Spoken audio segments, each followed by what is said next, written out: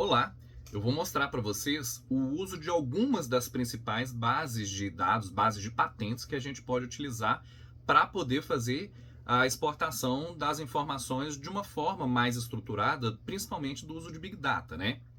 Claro que a base do INPI, infelizmente, ela ainda não fornece esse tipo de possibilidade para a gente, mas como é uma base brasileira e a gente às vezes quer trabalhar especificamente com patentes depositadas no Brasil, é uma base que a gente precisa aprender a trabalhar também, nem que seja para poder pegar as informações de forma manual, em alguns casos. Ou para a gente poder comparar, por exemplo, as informações que são recuperadas utilizando a base do INPI e em comparação com outras bases, por exemplo, a SpaceNet, que tem as bases do Brasil também já indexadas, tem as informações do INPI indexadas, e o mesmo Lens, que também eu vou mostrar para vocês, tem essas informações já anexadas originalmente. Então eu vou mostrar só algumas bases aqui para a gente poder ter a primeira noção. Obviamente tem várias outras, é interessante da gente poder trabalhar com a base do INPI, com a base Darent Innovation, que embora seja uma base paga, ela é paga pela CAPES, e aí a gente tem acesso usando o nosso login de estudante ou de professor, e ela permite que a gente possa exportar os arquivos em CSV, que é o formato com que a gente vai trabalhar, por exemplo. Então é uma base interessante também da gente conhecer. A base da WIPO também é possível de fazer isso. O SpaceNet já dá um pouquinho mais de trabalho, porque ela vai por agrupamentos de informações, mas é uma ferramenta interessante que eu vou mostrar posteriormente para vocês. A Darent, que eu vou apresentar de forma bem rápida, e a Lens, que eu vou gastar um pouquinho mais de tempo para poder mostrar como que a gente vai utilizar, porque é uma ferramenta fácil da gente mexer e acessa uma grande informações de bases de dados de patentes ao redor do mundo, né? Então aqui começando pelo INPI, por exemplo, eu tenho basicamente a base de patentes da forma básica e da forma avançada. Eu só vou digitar aqui o número do pedido se eu conhecer o número do pedido. No caso, eu quero trabalhar mais com setores tecnológicos, não vai fazer tanta diferença para a gente. GRU, então, praticamente não vai ter utilidade nenhuma. O protocolo do depósito também do INPI é uma informação para a gente, não tem tanto interesse assim. Então, ela não vai ser útil. Vou passar direto por ela. O protocolo está aqui, ele não serve. E aí eu vou, olha, contenha todas as palavras, a expressão exata, qualquer uma das palavras, ou uma palavra aproximada, depende do tipo de busca com que eu quero fazer, né? Esse campo em branco que está aqui do lado é o que eu vou escrever. Normalmente eu não preciso colocar entre aspas nem nada. E o campo da busca, título, resumo, nome do depositante, do inventor. No caso do Brasil, né, porque a gente está trabalhando com CPF ou CNPJ, de ter esses entes aqui no Brasil, CPF para os inventores, CNPJ para os depositantes. E eu posso escolher qualquer uma desses campos aqui. Para a gente é muito importante fazer a busca principalmente por reivindicações. Em alguns casos o resumo, o título ele já não é tão útil, porque o título ele pode mascarar o conteúdo real do documento que a gente está analisando. Então, olhem, por exemplo, o documento que eu mostro, que é o depósito de patente do Michael Jackson, né? Que é métodos e meios para poder criar uma ilusão antigravidade, que nada mais é que um sapato para poder dançar a música Smooth Criminal. O título ele não mostra especificamente aquilo a que se refere a tecnologia. Então, para a gente não vai ser tão útil. Então, basicamente, eu vou tentar procurar as bases que nos forneçam as reivindicações. Vamos olhar aqui no INPI, então, o que a pesquisa avançada nos proporciona, né? Porque são mais campos e eu posso combinar algumas informações. Então, de novo aqui, eu tenho o número do pedido. Aqui do lado, né, uma bolinha para clicar para ver se a patente foi concedida ou não. Fica mais fácil, né, da gente poder filtrar as patentes que estão para expirar ou já expiradas. Aí o país de prioridade, número do depósito do PCT quando é o caso. Para a gente não vai interessar tanto assim, porque eu quero muito mais o setor tecnológico, não uma patente em si. Vamos mudar lá para datas, quando é o caso também, se fazer a data de depósito, data de prioridade, data de depósito PCT, data da publicação. Pode ser útil também, a princípio não é exatamente o que a gente quer. Vamos ver o que mais aqui eu tenho. Classificações, né? Posso ter a classificação, aí já é muito importante, né? Trabalhar com a classificação, por exemplo, de IPC, ou trabalhar com CPC, ou trabalhar com elas combinadas em algum caso, né? Aqui no INPI, por exemplo, tem a classificação do IPC e as palavras-chave, como já aparecia originalmente, né? Assim como o nome do depositante, do titular, CNPJ, o nome do inventor. A diferença da base básica, né, da pesquisa básica para essa avançada, é que eu posso combinar. E em alguns casos, por exemplo, olha que eu digitei universidade com C. Para o meu maior azar, quando eu fiz o depósito da minha primeira patente, os responsáveis por fazer o registro lá no INPI das informações básicas da patente escreveram universidade com C. E aí, quando eu digito, obviamente, isso é a única que aparece. Só que esse é um problema que a gente tem que resolver lá no OpenRefine, por exemplo, porque senão essa é um exemplo de patente que ficaria de fora da nossa busca, né? Então tá aqui, a Universidade com C Federal de Minas Gerais. Não apareceria se eu digitasse o FMG ou Universidade escrita com a grafia correta, né? E eu tenho as outras informações também aqui na base do INPI, como toda a vida da patente, né? Todas as publicações que essa patente gerou, que o INPI analisou ou não, ou pediu alguma retificação, ou publicou ou não. E no caso, como é uma patente concedida, eu tenho os dois PDFs aqui, ó, que foram duas publicações na RPI. Uma publicação original do depósito da patente, e a patente concedida, que no caso teve algumas alterações no quadro reivindicatório, então eu tenho o PDF dela também já concedida, né? O nome dos inventores, enfim, uma série de informações interessantes. Só que, bom, vamos mudar agora para uma busca. Vamos procurar aqui então. Dentro do periódico SCAPS, a gente vai acessar a Darent, né? No caso, eu estou usando uma rede já Wi-Fi, aqui é a rede da UFMG, só que eu poderia fazer pelo acesso café. Eu tenho um login para acessar os sistemas da UFOP, da qual eu sou professor vinculado, né? E aí eu seleciono a instituição aqui e faço o login lá da UFOP, por exemplo. E aí eu vou, depois de fazer isso, eu vou procurar pela base de dados aqui no acervo, lista de base e coleções que eu quero. Eu vou escrever aqui a Darent. Posso escrever completo ou não, Darent Innovation Index, ou só a Darent já vai aparecer. A pesquisa aqui embaixo, vamos ver. Procurar a base aqui, ó, Darent Innovations Index, né? Então vou acessar aqui à direita, ó, a base. É isso, exatamente isso que eu quero, confiro aqui. Vamos acessar a base de patentes, né? Aí eu tenho algumas informações importantes sobre os documentos ou sobre os pesquisadores que fizeram aquele depósito. Eu vou, basicamente, necessitar mais dos documentos, então não vou nos researchers aqui agora. Aceitar os cookies. Né?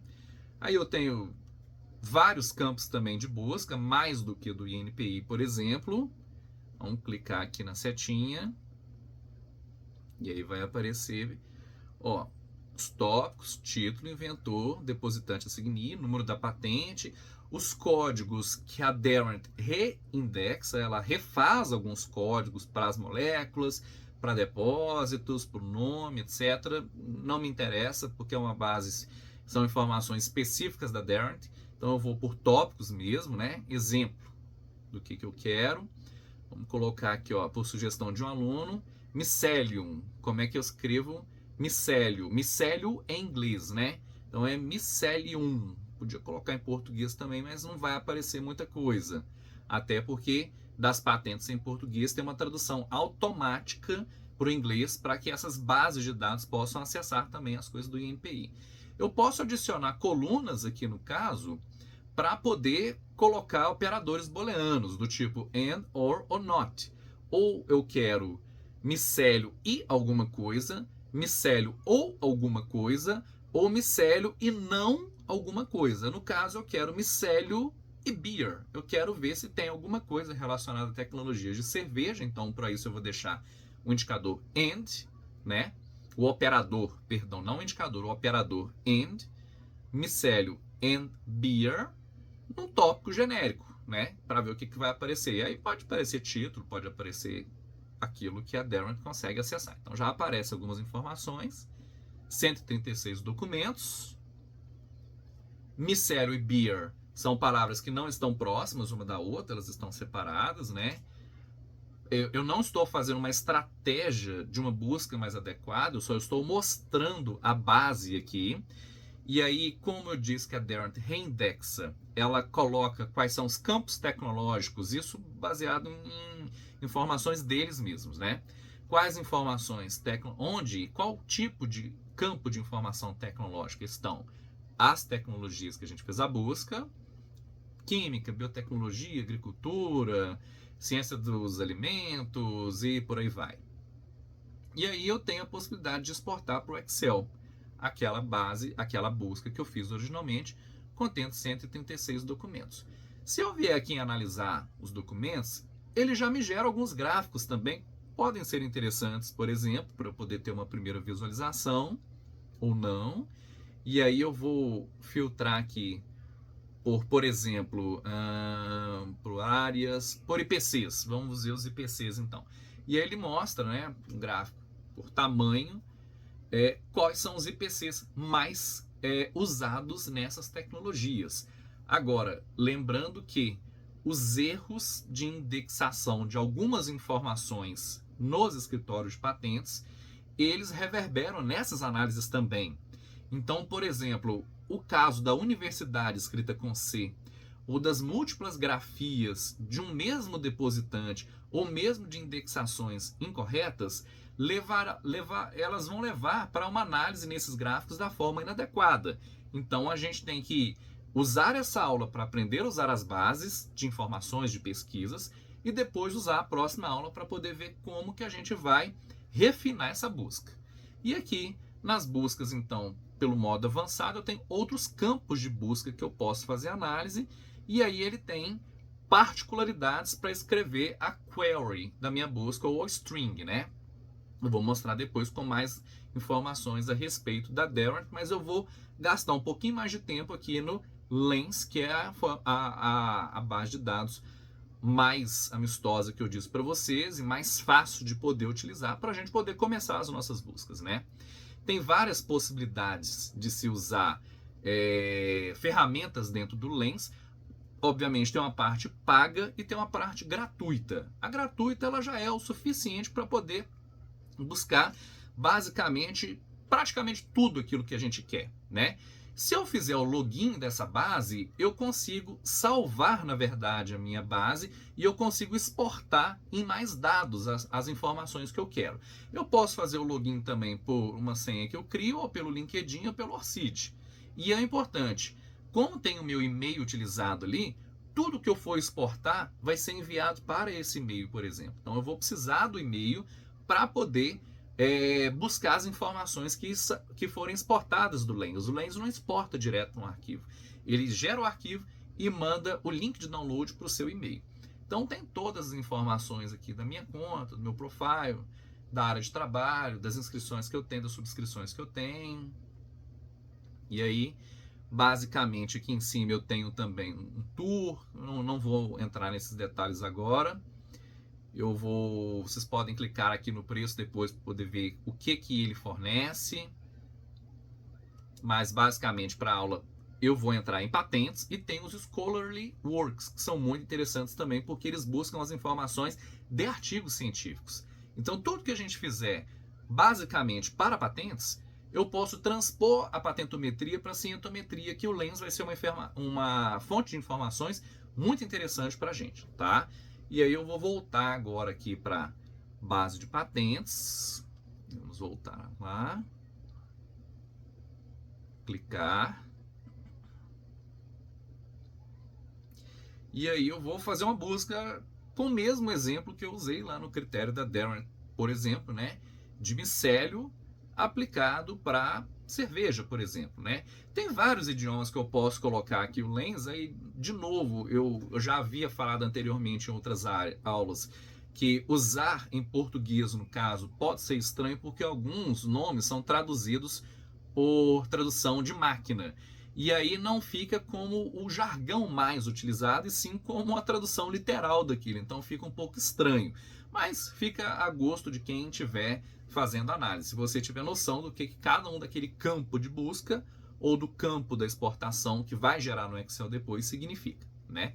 Então, passei aqui para o português.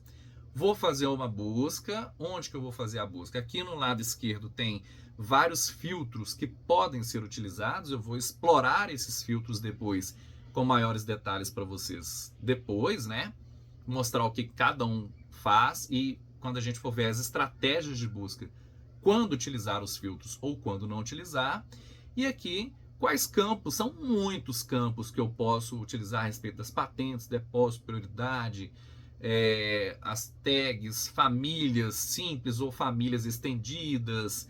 Eu recomendo estudar um pouco a respeito do material da WIPO, de Patent Landscape, que detalha um pouco mais sobre o conceito de família. Lá tem mais de um conceito de família, e aqui o Lens usa basicamente dois: famílias simples e famílias estendidas. Os IPCs, CPCs, códigos de reclassificação, por exemplo, dos Estados Unidos, que não vão nos interessar agora no primeiro momento. Vou clicar aqui. Basicamente, sequências biológicas, que para essa busca em específico que eu vou fazer aqui originalmente para a gente, não vai interessar, não é isso exatamente que eu quero. Nome do escritório que fez o depósito de patente, do procurador, do advogado, isso também não interessa muito para a gente. Nome do examinador, poderia ser criado um indicador, né, do examinador que mais indefere patentes ou do examinador que mais defere. Eu não vejo sentido para isso, mas é possível, matematicamente falando, é possível de ser feito, né, se essas informações estiverem em todas as bases de dados que o Lens acessa. Nome dos agentes, né, dos attorney. Advogado de patente em inglês não se chama patent lawyer, normalmente attorney, tem uma classificação específica, né? E várias outras informações aqui que não são tão interessantes para a gente no primeiro momento, mas são possíveis de serem recuperadas usando a plataforma do Lens, né? E aí então eu vou, o nome do dono da patente não me interessa muito. Vou avançar aqui para quem que eu vou buscar, ó, tamanho da família. Não, vamos buscar pelos tipos lá, né? Originalmente que eu tinha falado, ó, os códigos, né, relacionados a famílias estendidas ou não. Eu vou querer basicamente são as full text. Isso já vai entrar mais uma estratégia da busca, né, não do uso da ferramenta como um todo. Então eu vou deixar isso para uma aula mais à frente. Ó, essas informações aqui não me interessam. Vamos olhar, então, por exemplo, vamos clicar aqui em Title, Abstract Claims ou All Fields mesmo, né? Só para poder mostrar um pouco da funcionalidade da ferramenta. Eu vou clicar lá em All Fields, vamos colocar lá o micélio novamente, né? Mycelium, não. Me escrevo Mycelium, vem Mirceno na minha cabeça, que eu trabalhei durante muito tempo. Está escrito errado, Mycelium, está escrito errado. Cliquei aqui sem querer na pesquisa e veja que ainda assim aparece alguma coisa. Então, tecnologias para antitumor, escrito Mycelium com I. Bom, eu não sei se a grafia está inadequada nesse caso para essas patentes que apareceram, ou se esse Mycelium ou Mycelium, não sei como se pronuncia, é uma outra coisa realmente, que não é exatamente aquilo que eu quero. Eu quero micélio. E micélio se escreve mycelium com E, no caso, em inglês, né? E o finalzinho latinizado. Aí eu dou o Enter ali, vou pesquisar. Então, mais de 30 mil documentos de patentes, sendo que desses 30 mil, eu tenho quase 17 mil famílias de patentes. Em alguns casos, é muito raro, mas eu vou precisar de utilizar todos os depósitos de patentes. Na maior parte dos casos, eu vou usar são as famílias simples de patentes. Então eu poderia até usar o filtro já de uma vez ou usar depois para mostrar para vocês que eu quero usar só essas quase 17 mil famílias de patentes. Quando eu clico aqui em análise para mostrar uma outra funcionalidade, o Lens ele também gera algumas análises prontas, né? Alguns gráficos e alguns indicadores que são muito interessantes da gente poder analisar. Então eu tenho, por exemplo, aqui a série temporal, né? Pelo tipo de documento. Eu tenho quem são os principais depositantes, que eles traduziram como main applicants, como principais candidatos, né? Daí eu disse a tradução literal feita por máquina. E aí eu vejo vários nomes conhecidos, alguns nomes não conhecidos, quantos depósitos tem ali, e aí veja que a Bayer Crop Science já se diferenciou da outra Bayer. Originalmente eu não sei se são duas Bayers mesmo, ou se é uma Bayer que tem uma especificidade e a outra Bayer com outra especificidade, ou simplesmente a Bayer AG e a Bayer Crop Science são as mesmas, só que pela grafia diferente, ele dividiu as patentes ou não, que é uma informação que eu vou precisar estudar para ver se eu vou refinar e clusterizar as duas Bayer como uma única Bayer só, ou não, para eu poder continuar as minhas análises. Isso essas ferramentas têm mais dificuldades de fazer, então eu preciso avançar um pouco mais nisso. Então eu tenho aqui quais são as jurisdições que fizeram mais depósitos, quais são os tipos de documentos que eu busquei. Só que essas informações automatizadas do Lens ou de qualquer outra ferramenta que nos forneça isso, se eu não fizer o refinamento original das informações, essas análises não vão me servir de nada. Daí então eu prefiro ensinar vocês a baixar essa base de dados toda, no caso do Mycelium, que eu já tinha colocado, ou de qualquer outra busca que vocês fizeram, e trabalhar numa planilha de Excel de uma forma um pouquinho mais sofisticada, o refinamento e a clusterização dessas informações para que a gente possa evitar que esses erros apareçam nas nossas análises. Então eu vou voltar aqui, vamos acelerar um pouquinho o vídeo, vou voltar a informação da minha busca original. Olha os outros gráficos, que eles também, o nome de inventor, quantidade de vezes que foi citada e o ano em que foi citado mais patentes, né? Enfim, dá uma gama vasta de possibilidades para a gente, né? Aí quando eu volto aqui, eu posso então, por exemplo, vir em exportar, e aí eu tenho a quantidade de documentos que ele exporta, como está logado com o meu perfil, eu posso exportar um número maior, então já vou colocar os 50 mil de uma vez, é o máximo que ele exporta. O formato, dentre todos esses, eu vou colocar o CSV, que é o melhor para poder trabalhar no Excel. E os campos que ele exporta, eu não vou nem olhar o que ele pode exportar ou não, eu vou selecionar tudo. Depois eu defino aquilo que eu quero ou não. E aí eu posso gerar um nome, por exemplo, para o documento que eu estou exportando. Como essa é a aula 1, então eu vou gerar um documento exportado como aula 1. E daí depois vocês vão acessar como usar esse documento nas ferramentas do OpenRefine e o uso do ChatGPT no Excel para poder facilitar as análises que a gente vai fazer e outras que vocês possam eventualmente querer fazer que estão muito além da nossa disciplina. Tchau para vocês, pessoal.